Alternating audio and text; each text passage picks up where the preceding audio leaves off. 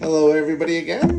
This is Andy and Sam with WeTalkSports. We're apologizing for being one day late, but we are here to wrap up week 3 of the NFL season and maybe talk a little bit about fantasy implications for week 4 as we head into the first quarter of the season. So last Thursday, the Bills and Dolphins kicked off the week, and the consensus was that this would be a blowout. Um, and the Bills won, but it was a little closer than expected, 31-21. And really all I would say is the Dolphins gave a good fight on the road there, but two teams going in opposite directions. 0-3 Dolphins, 3-0 Bills. Sam, anything you want to talk about in that game? The Dolphins suck. Words of wisdom. All right. We're going to move to the second game of the weekend that we have up, which was the Chiefs at Giants, two 0-2 teams. But if it's possible for 0-2 teams to be going in opposite directions, then these teams are going in opposite directions. Chiefs won, unsurprisingly, 22-9 to move to 1-2. Giants are 0-3, and in an act of desperation, they have installed Jackson Dart as their quarterback for the rest of the season and benched Russell Wilson. Not much to take away from the Chiefs. They didn't look great, but they weren't playing against a particularly good opponent. I think Brian Dable sealed his fate. This will be his last season as the Giants head coach, and unfortunately may have sealed Jackson's Dart's fate. So if you're looking to add him for fantasy, maybe he'll get some big throws to Malik Neighbors, but I think this is going to be another one of those New York Jets and Giants destroy the quarterback situations. So that's where we are with the Giants. They are looking at a top 5 pick in next year's draft to draft their next franchise quarterback with whoever the new regime is. All right, let's move on to the Packers-Browns, one of the most surprising games of the week. Packers looked like they were in control. They were up 10-0 going into the fourth quarter, but you kind of wondered, why is Cleveland hanging around? Cleveland has a good defense. They have no offense at all. And yet, on a 55-yard field goal as time expires, the Browns win the game. A lot of people were thinking Packers are a no-doubter to make it the Super Bowl in the NFC. Then they go and lose to the Browns. I just don't think Jordan Love has what it takes to be a Super Bowl winning quarterback at this point. As good as the Packers team might be. Not much else to take away there from a fantasy perspective. Sam, anything you want to share? Packers, Browns? I thought the Packers were going to be very good this season. Once they added Michael Parsons, and I still think they'll be pretty good, but they are going to lose to some teams, and I think the Browns were just an unfortunate game where they gave up too early. Yeah, all right. Let's move on to the surprise of the NFL season so far, the Colts, who are now 3-0 after beating the now 0-3 Titans 41-20. Jonathan Taylor just crushed. Daniel Jones continues to look fantastic.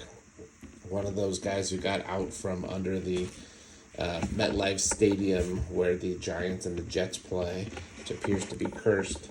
I'll always think of it as the Meadowlands. Yeah, I don't know what else to say there other than the Colts look great. Titans, unfortunately for Cam Ward, they are terrible in all facets of the game. Hard to tell if he's going to be a good quarterback or not, but they're certainly not helping him set good habits going forward. Sam, anything you want to share there? I think the Titans, I think Cam Ward can be pretty good. I just think that they need to basically get rid of their whole other team. Calvin Ridley and Tyler Lockett, they could maybe keep around, but basically everyone, they need they need better wide receivers, they need better offensive weapons, better alignment, better defense, better everything. Yeah, I don't know about those two receivers, though. They haven't done anything to help Cam Ward out. Let's move on to another game that featured two backup quarterbacks because the starters are out with injuries. The Bengals at the Vikings, and this was a blowout, a rare, full-on NFL blowout. Final score was 48-10.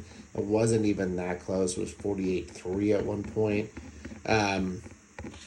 Carson Wentz maybe the next in a line of backup quarterbacks to go through Minnesota and revive their career.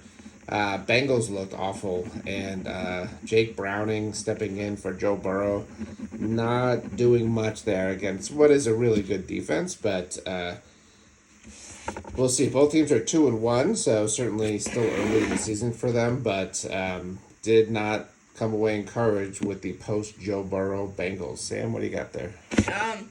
I think that Carson Wentz looked pretty good, and that was the Vikings last week without Jordan Addison, and he'll be returning next week. Yep. That could give them even more weapons on offense. I like where Minnesota's heading right now. All right, next up we have Steelers at Patriots. And the Steelers come away with a 21-14 victory. Patriots really looked bad, turned the ball over 5 times. The Steelers' defense had not looked good up to this point, but they sure looked good in Foxborough to beat the Patriots. Aaron Rodgers threw for a couple of touchdowns, and looks like the Steelers might do what the Steelers do, which is always be there at the end of the season in a playoff spot. Sam, anything else to share there? I think Aaron Rodgers looks pretty good, and I think they will still have a winning record at the end of the season. Lots of questions in my mind about Drake May. What do you think? Is he a franchise quarterback? I think he could be a franchise quarterback, but I still think he needs development. I have the Patriots getting into the playoffs this year, but I'm not sure if that's going to end up happening. Yeah. Might be nice if they maybe actually cared about the wide receiver position. It's gone back many years. They just seem immune or allergic to the idea of having an NFL starting wide receiver on that roster. All right, let's move on to one of the more exciting games of the day, the Rams and Eagles. This was a comeback for the Eagles where they won 33-26 to improve to 3-0. Rams with a long flight back home dropped to 2-1. In the first half, the Eagles' offense just looked awful. They were down 19-7 at halftime and couldn't get anything going. Weren't throwing to the wide receivers, kind of what it looked like the first couple of weeks of the season. And then they suddenly woke up and A.J. Brown got involved and they exploded for 26 second half points to win this game. Sam, anything you want to share about that game? I think the Eagles have finally realized that they should probably use their wide receivers more. Yeah, still haven't really involved Saquon Barkley anywhere close to what they did last year. New offensive coordinator there. From a fantasy perspective, this is an offense that can score you a lot of points, and at the same time, the floor is surprisingly low on a week-to-week basis for all these guys. So, scary offense to be involved in if you are thinking of it from a fantasy standpoint. But they are 3-0. They're the defending champs and beat a good Rams team there. All right, let's move on to another close game here. Jets, Buccaneers. It wasn't as close as the final score, but the Jets made a pretty crazy late game comeback that had to lead to a Baker Mayfield game-winning drive to win 29-27. Buccaneers 3-0, Jets 0-3. Justin Fields should be back this week for the Jets, which will be interesting to see. He had one good game in week 1, one terrible game in week 2. My concern here with the Buccaneers is they're starting to get a lot of injuries piling up. Baker Mayfield walked away with a little bit banged up. I think he's going to play this week. Mike Evans is probably out for a few weeks. They could get Chris Godwin back, which will help quite a bit, but Buccaneers are looking good if they can manage to avoid any big injuries going forward. Sam, what do you think? Well, I think the Buccaneers are very good at the end of the games. I believe all 3 of their games they have won on game-winning drives at the very end of the last few seconds. Oh, good memory there. All right, let's move on to Washington hosting the Raiders, and Washington wins this one in a bit of a laugh of 41-24. Marcus Mariota came in and ran a great offensive performance for the Commanders, whereas the Raiders, Geno Smith, Ashton Genty really hasn't gotten going. Concern there. I think he'll get going, but it's starting to get to a point of will it happen or not? But Commanders just kept going along with James Daniels out of the lineup Marcus Mariota in did not seem to impact that at all. Sam, what do you think? Yeah, I thought that the Commanders looked pretty good this game. All right. Yeah. Let's move on. Maybe the worst performance of the week. The Falcons taking the goose egg, dropping to 1-2 at the not so mighty Carolina Panthers, who gets their first victory, 30-0. Unbelievable. Michael Penix does not look to me like an NFL quarterback at the moment. I don't know what's going on there, but one more bad game like this, and I think you're going to see Kirk Cousins stepping into the starting role for a while. It's just not working in Atlanta for some reason. They've got such good weapons with Drake London and Bijan Robinson, supposedly Michael Penix. To get no points against the Carolina Panthers is just absurd. Meanwhile, Bryce Young started turning things around. His season started rough, but he's starting to look a little bit stronger, kind of like how he ended last season. Maybe Carolina's better than we think, but they are only 1-2. I think Atlanta is just that bad. Sam? I still think Michael Penix can be pretty good. I just think he may have had a bad week, but also he's only been starting for about 6 weeks now and didn't play for most of last season, so I just think he needs some time. That's a good point. It's early. All right, let's move on to another game. This was a bit of a snooze fest. The Jaguars hosted the Texans, win 17-10. Texans are 0-3, Jaguars 2-1. Jaguars just a lot of people with Travis Hunter and Trevor Lawrence, Brian Thomas Jr., Liam Cohen as the new coach coming from Tampa. We're expecting a little bit more of an explosive offense. Haven't seen it yet. Brian Thomas Jr. did come through with at least a big play late in that game, but he doesn't look right. He's been battling some injuries. But Jaguars win 17-10. CJ Stroud continues to struggle. Questions abound. What happened to that rookie from a couple of years ago just seems to be moving in the wrong direction. Sam, what are your thoughts on this game? I think that the Texans' O-line looks pretty terrible. CJ Stroud looks pretty terrible. And also, the Texans are releasing their safety, CJ Gardner-Johnson. All right, Sam, I got a question for you. Week 2, the Broncos played the Colts. How'd that game end? Field goal, game winning, which penalty at the end, which I don't really know. I don't think that should have been a penalty, but let the Colts redo a field goal, and then they made it and won. And the Broncos disappointed me again this week with a game-winning field goal from the Chargers on the last drive of the game. That's right. 2 weeks in a row, the Broncos go down to what seem to be, good teams, both 3-0 at this point, the Colts and the Chargers. But what a rough start to the year for the Broncos, who are now 1-2, losing those 2 heartbreaking games.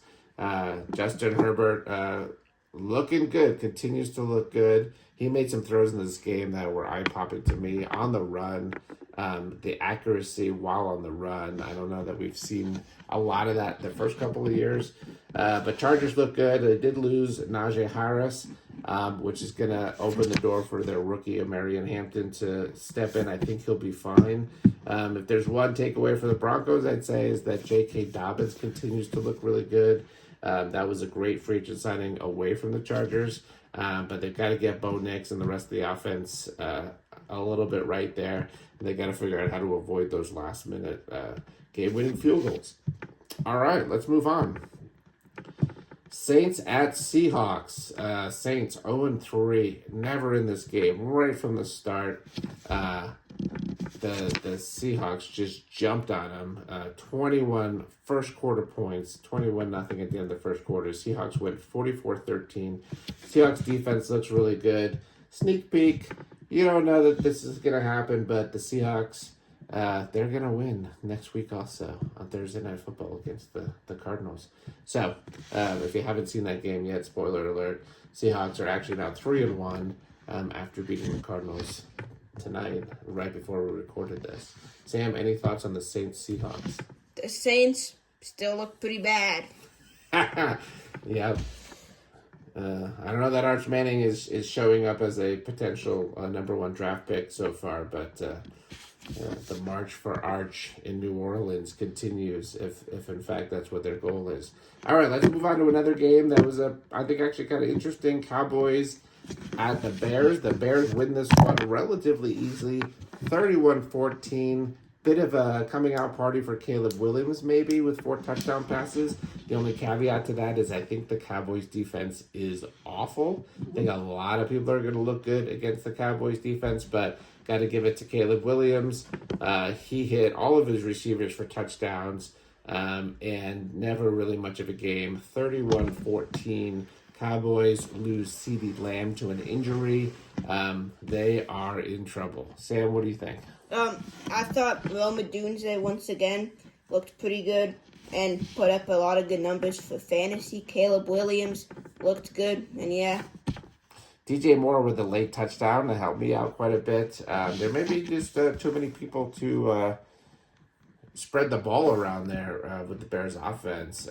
Yeah. So I've been wondering about DJ Moore, whether to hold on to him DJ or Moore. not. All right, let's move on to the last Sunday game. 49ers and Cardinals. 49ers win another close one, 16-15. Somehow this team is 3-0, despite all their injuries, despite having to play a bunch of backups. And, of course, they win it on a game-winning field goal with their new kicker, Pinheiro. Cardinals dropped their first game of the season 2-1. Spoiler alert, again, they lose on Thursday Night Football this week, although they made a nice comeback. But they're now going to be 2-2. Sam, any thoughts on 49ers Cardinals? Nope. Cardinals lose James Conner in this game, so Trey Benson is now their running back for the rest of the season. Maybe just being on the same field as the 49ers is bad luck with that injury. All right, last game of the week. Another rough one for the Ravens. Their schedule's been brutal, but they brutally blew their lead in week 1 against the Bills.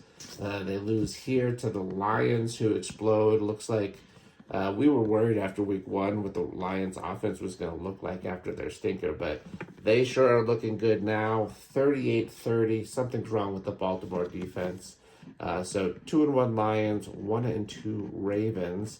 I don't know what more to say other than if you're the Ravens at 1-2, you've still got a lot of football left. I still see them being there at the end of the season, but if they can't fix their defense, and for some reason Henry keeps fumbling the ball. That's 3 games in a row that he's lost a fumble. The fumbles are coming at terrible times for them as well. I mean, you can't bench a guy like Henry given what he's done, but you also can't have him fumbling the ball every week. So I'm not sure what they're going to do about that. I think I jinxed him. I made him a center point of my fantasy football team, him and Joe Burrow. So how's that working out for me? Not so good. I am in last place. Sam, thoughts on Lions-Ravens? I think there's definitely something wrong with the Ravens defense. They should be the best or one of the best defenses in the league.